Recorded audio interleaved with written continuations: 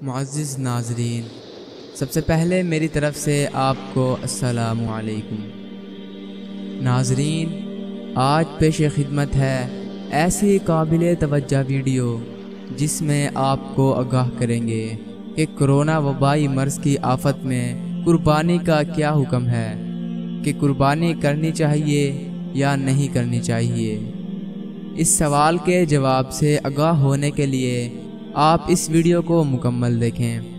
Video کا باقاعدہ آغاز کرنے سے قبل آپ کے گوش گزار کرنا چاہتا ہوں کہ آپ ہمارے چینل اسلامک گولڈن سٹوریز کو ضرور سبسکرائب کریں اور ساتھ ہی موجود گھنٹی کے بٹن کو بھی دبا دیں تاکہ آپ کو ہماری ہر آنے والی ویڈیو بر وقت مل سکے۔ ناظرین، قربانی کے دنوں میں کوئی نیک عمل اللہ کے نزدیک قربانی کا خون بہانے سے بڑھ کر محبوب اور پسندیدہ نہیں۔ عید الفطر کے بعد سے ہی سوشل میڈیا پر بعض حضرات کی طرف سے قرآن و حدیث کی تعلیمات کی روح کے برخلاف کہا جا رہا ہے کہ حضرت ابراہیم علیہ السلام اور حضرت اسماعیل علیہ السلام کے تاریخی واقعے کی یاد میں اللہ تعالیٰ کے حکم اور نبی اکرم صلی اللہ علیہ وآلہ وسلم کی اتباع میں کی جانے والی قربانی کی بجائے کرونا وبائی مرض سے متاثر غربا کو نقد رقم دے دی جائے۔ اس طرح کی باتیں عموماً ان حضرات کی طرف سے سامنے آتی ہیں جو قرآن و حدیث کی واضح تعلیمات کے مقابلے میں دنیاوی وقتی مفادات کو ترجیح دیتے ہیں۔ اس موقع پر چند باتیں عرض ہیں۔ سب سے پہلی بات، کسی عالمی ادارہ یا کسی حکومت کی طرف سے قربانی پر پابندی کا نہ تو کوئی فرمان جاری ہوا ہے اور نہ ہی کرونا وبائی مرض کا دور دور تک قربانی کے جانور سے کوئی تعلق ہے۔ نیز جب دنیا میں کرونا وبائی مرض کے پھیلاؤ کے باوجود احتیاطی تدابیر کے ساتھ دیگر کام ہو رہے ہیں، حتیٰ کہ چین کے ووہان شہر کی گوشت مارکیٹ جہاں سے کرونا وبائی مرض پھیلا تھا اور دنیا کے ہزاروں سلاؤٹر ہاؤس میں روزانہ لاکھوں جانور ذبح ہو رہے ہیں، تو اسلامی شعار قربانی کو کیوں انجام نہیں دیا جا سکتا؟ بلکہ اگر کبھی کسی حکومت کی طرف سے عید الاضحیٰ کی قربانی پر پابندی کی بات شروع ہو تو ہمیں اتحاد و اتفاق کا بہترین نمونہ پیش کر کے اس کی مخالفت کرنی چاہیے تاکہ سنت ابراہیمی پر عمل کیا جا سکے۔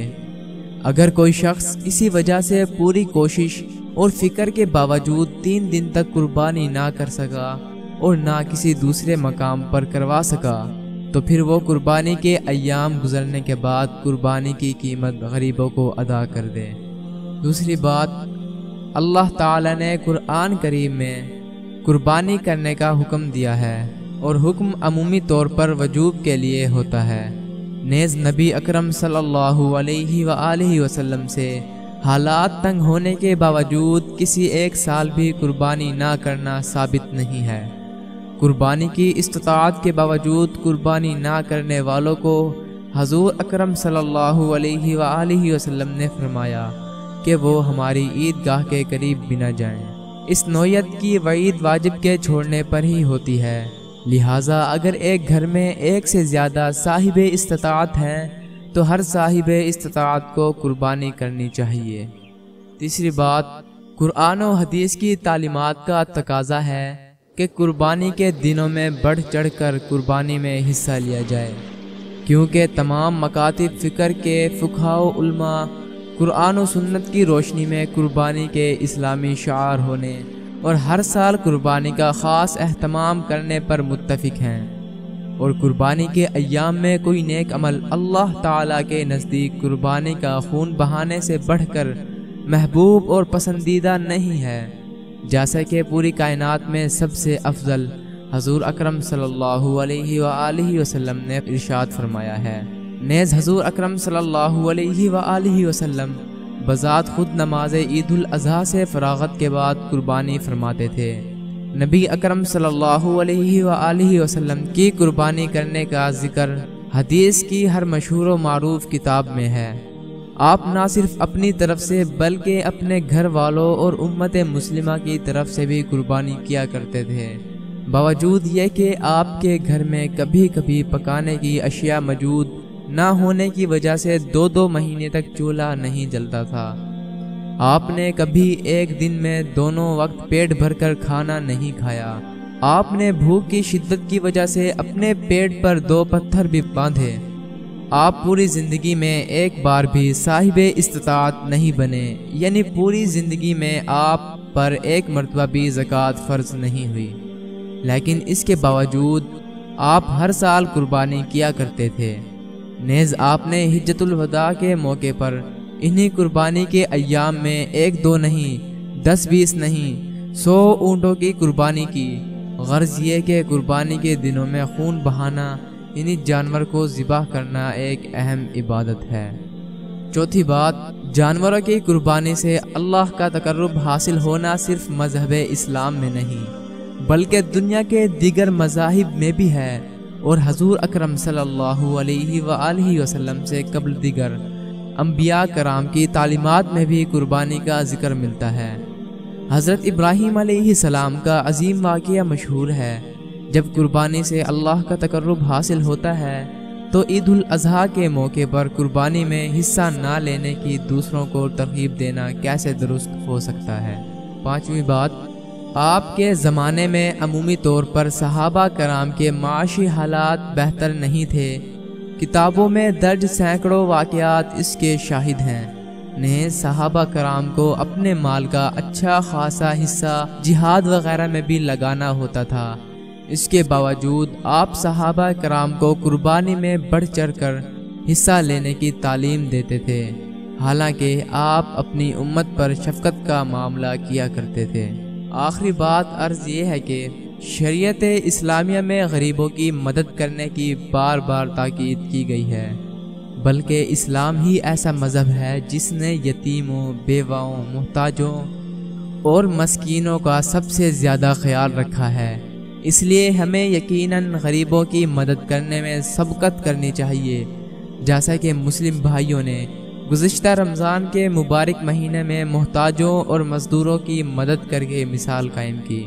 شریعت اسلامیہ کی تعلیمات کے مطابق جہاں مالدار لوگ اپنے مال کی مکمل زکوٰۃ ادا کریں، وہیں ہر مسلمان کو چاہیے کہ وہ اپنی حیثیت کے مطابق کمزور لوگوں کی مدد کریں، مگر قرآن و حدیث سے ثابت شدہ واضح حکم میں اپنی خواہش کی اتباع کی بجائے شریعت اسلامیہ کے حکم کو بجا لانا ہی ضروری ہے۔ یقیناً غریبوں کی مدد کی جائے، لیکن واجب قربانی چھوڑ کر قربانی پر خرچ ہونے والی رقم غریبوں میں تقسیم کرنا کسی شخص کی خواہش تو ہو سکتی ہے، مگر یہ بات قرآن و حدیث کی روح کے خلاف ہے۔ قربانی کا گوشت غریبوں میں تقسیم کرنے یا پکا کر کھلانے میں حکم الہی پر عمل کے ساتھ غریبوں کی مدد نہیں تو اور کیا ہے؟ اگر کوئی شخص واجب قربانی ادا کرنے کے بعد موجودہ حالات میں نفلی قربانی زیادہ نہ کر کے غریبوں کی مدد کرے تو اس کی گنجائش ہو سکتی ہے، لیکن واجب قربانی چھوڑ کر غریبوں کی مدد کرنا ہرگز دین نہیں ہے۔ حضور اکرم صلی اللہ علیہ وآلہ وسلم اور صحابہ کرام کے زمانے میں موجودہ دور کے مقابلے میں زیادہ تعداد میں لوگ غریب تھے، اور آج کے غریبوں سے زیادہ محتاج اور ضرورت مند تھے، مگر ایک مرتبہ بھی آپ صلی اللہ علیہ وآلہ وسلم یا کسی صحابی سے ثابت نہیں کہ انہوں نے عید الاضحیٰ کے دنوں میں قربانی کی بجائے غریبوں کی مدد کی بات کہی ہو۔ اس لیے ہمیں چاہیے کہ اللہ کے حکم اور نبی کی اتباع میں قربانی کے دنوں میں قربانی کریں، اور 3 دن کے علاوہ پورے سال شادی وغیرہ کے اخراجات اور اپنے ذاتی مصارف میں کمی کر کے یتیموں، بیواؤں، محتاجوں اور مساکینوں کی خوب مدد کریں۔ ناظرین، میری اللہ تعالیٰ سے دعا ہے کہ اللہ تعالیٰ آپ کو ان تمام باتوں پر عمل کرنے کی توفیق عطا فرمائے، آمین۔ ناظرین، مجھے امید ہے کہ آپ کو ہماری آج کی کاوش بہت پسند آئے گی، چنانچہ آپ اپنی محبت کا اظہار کرتے ہوئے ہماری اس ویڈیو کو ضرور لائک کر دیجئے، کمنٹ میں آپ اپنی رائے کا اظہار کیجئے، اور اس ویڈیو کو صدقہ جاریہ سمجھتے ہوئے اپنے عزیز و اقارب، دوستوں اور احباب کے ساتھ زیادہ سے زیادہ شیئر کیجئے۔ اگر آپ ایسی اسلامی معلوماتی ویڈیو دیکھنا چاہتے ہیں تو ہمارے ساتھ جڑے رہیں۔ جن ناظرین نے ابھی تک ہمارا چینل سبسکرائب نہیں کیا تو جلدی سے ہمارا چینل سبسکرائب کر دیجیے۔ والسلام ورحمۃ اللہ وبرکاتہ۔